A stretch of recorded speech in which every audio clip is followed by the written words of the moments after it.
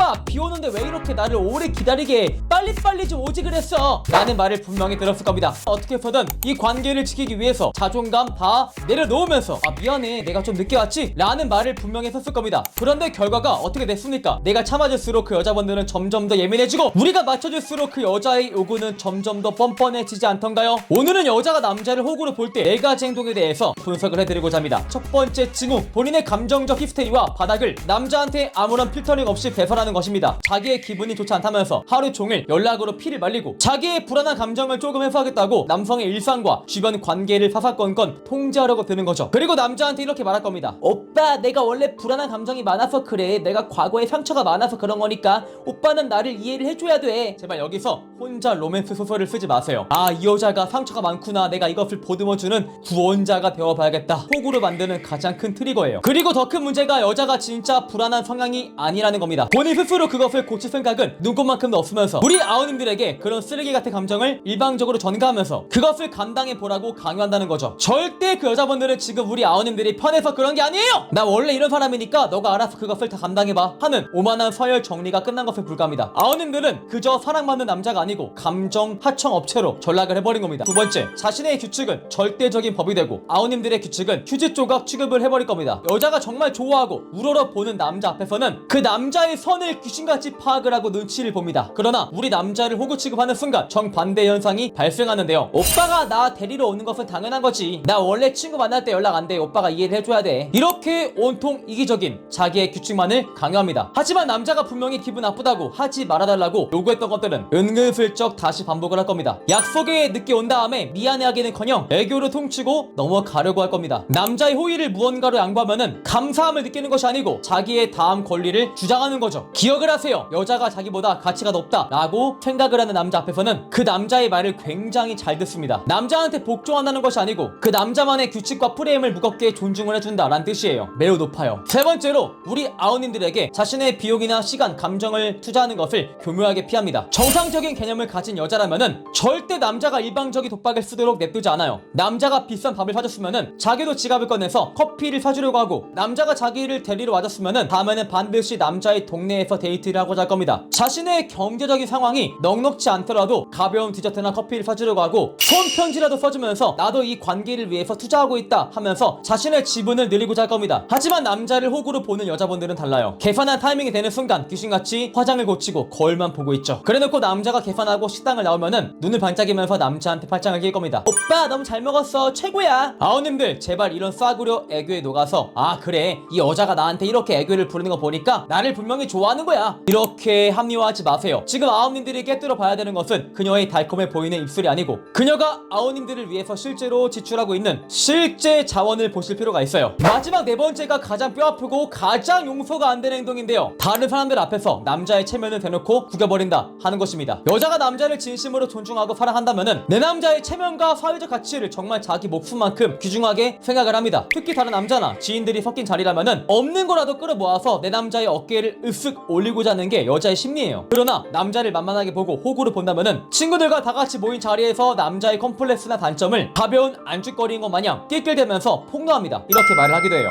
오빠 장난친 건데 왜 그래? 남자가 진짜 쪼잔하다 쪼잔해. 적반하장으로 남자를 대범하지 못한 찌질이로 몰아가는 거죠. 남자의 찢어진 자존심은 안중에도 없고 그저 자기가 친구들 앞에서 분위기 띄우기 위한 소모품으로만 생각을 해버리는 겁니다. 이 단계까지 왔다면은 남자는 더 이상 그 여자의 머릿속에 남자가 아닌 겁니다. 그냥 곁에 두고 부려먹기 쉬운 하인에 불과한 것이겠죠. 아우님들 오늘 제가 알려드린 내용을 듣고 가슴이 찌릿하면서 마음이 아파오셨습니까? 내가 그래서 차인 거구나. 나는 진짜 호구처럼 여자한테 퍼주기만 했었구나 하면서 눈물이 날 것 같으세요? 괜찮습니다. 원래 아파야지만 변하는 법이거든요. 아우님들은 모자라서 그런 게 아니에요. 그쵸? 사랑하는 여자를 쟁취할 수 있는 단단한 내면과 코어가 존재하지 않아서 그랬던 거예요. 이제 여자의 달콤한 말이나 애교에 속지 마세요. 오로지 그 여자가 나한테 하는 행동만을 보는 겁니다. 여자가 이렇게 행동하면은 만만하게 보는 겁니다. 첫 번째로 내적인 품평이와 은근한 가스라이팅식 조언입니다. 이 행동은 직접적인 폭력이나 거친 언행을 쓰지 않기 때문에 피해자로 하여금 이 사람이 정말 나를 걱정해서 진심으로 생각을 해서 해주는 조언인가 하고 헷갈리게 만든다는 점에서 가장 악질적이고 은밀한 형태의 가학입니다. 그 여자분들의 머릿속에서는 이미 우리 아우님들에 대한 내적인 품평회가 끝난 상태입니다. 상대방의 경제력, 외모, 성향, 말투, 인간 관계들을 하나하나 세심하게 체크해두고 나서 자신의 기준 기준에 부합하지 못하는 부분들을 발견할 때마다 이것을 친절한 얼굴과 다정한 말투로 포장해서 상대한테 던지는 겁니다. 너는 성격이 충동적이라서 나중에 사회생활 할 때 손해볼까봐 걱정돼. 너는 다 좋은데 옷을 조금만 더 잘 입으면 좋을 것 같은데 아쉽다. 이렇게 상대방을 위하는 듯한 말투로 포장해서 던집니다. 처음에는 얘가 이런 말을 왜 하지? 하면서 불쾌감을 느끼던 우리 아오님들도 반복되는 지적과 평가에 지속적으로 노출이 되다 보면은 무의식적으로 나한테 진짜 문제가 있는 건가? 내 성향에 진짜 이러한 치명적인 결함이 존재하는 건가? 하면서 자신을 의심하기 시작을 하죠. 이게 진짜 악질적인 게 자존감을 지속적으로 갉아먹으면서 너는 나 아니면 이렇게 뼈 때리는 조언을 해줄 사람이 없다. 너는 나 같은 사람이 만나주니까 정말 고마워해야 한다. 하는 심리를 계속 우리 아오님들의 내면에 주입한다는 거죠. 결국 남자분들은 스스로 부족하고 결핍이 존재하는 사람이라고 스스로 인식을 하게 되고 관계 안에서 영원한 을의 위치에 놓이게 됩니다. 이런 것들을 헷갈려 하시는 아오님들이 계시는데 이런 말 들었을 때 내 자존감이 올라간다면 그것은 걱정이고 내 자존감이 떨어진다면은 그것은 가스라이팅에 불과한 겁니다. 그리고 두 번째가 남자의 감정은 예민함으로 치부하고 자신의 감정은 당연한 권리라고 생각을 해버립니다. 이 행동은 관계 내에서 감정의 주도권을 자기가 완전히 점유하겠다 하는 심리에서 하는 행동인데요. 감정을 표출하는 것조차 내로남불 공식이 적용되어서 남자의 감정 표현을 원천 차단하고 자신은 늘 피해자이자 중심에 드는 고도의 심리 기제입니다. 여자가 기분이 불쾌하거나 안 좋은 일이 생기면은 앞에 있는 남자의 기분은 안중에도 없어요. 단답형으로 일관하거나 시종일관 차가운 눈빛을 보내거나 한숨만 푹푹 쉬면서 이 앞에 있는 남자가 무조건 자기를 걱정하게 자기한테 어그로 끌리게 만들어버리죠. 이때 아오님들이 그 여자한테 자기야 왜 그래 무슨 일 있어? 이렇게 말하지 않으면은 상황은 더욱더 악화됩니다. 즉 그 여자의 불쾌한 감정은 모든 사람이 알아차려야 하는 절대적인 사건이 되어버리죠. 반대로 아오님들이 정당하게 서운한 감정을 표현하거나 나 그때 너가 한 말 때문에 상처받았어 라고 말하면은 태도가 180도 돌변해버립니다. 내가 언제 그런 걸로 그렇게 말을 했어요? 오빠 진짜 쓸데없는 걸로 피곤하게 산다. 나는 또 뭐라고 정말 내가 크게 잘못한 줄 알았네. 상대방의 감정을 대수롭지 않은 것으로 깎아내립니다. 남자한테 너는 왜 그렇게 예민하고 속이 좁냐 라는 프레임을 뒤집어 씌워서 다음부터 남자가 서운한 일이 생겨도 스스로 입을 다물어 버리게 만들어 버리는 거죠. 남자가 서운한 감정을 표현하면은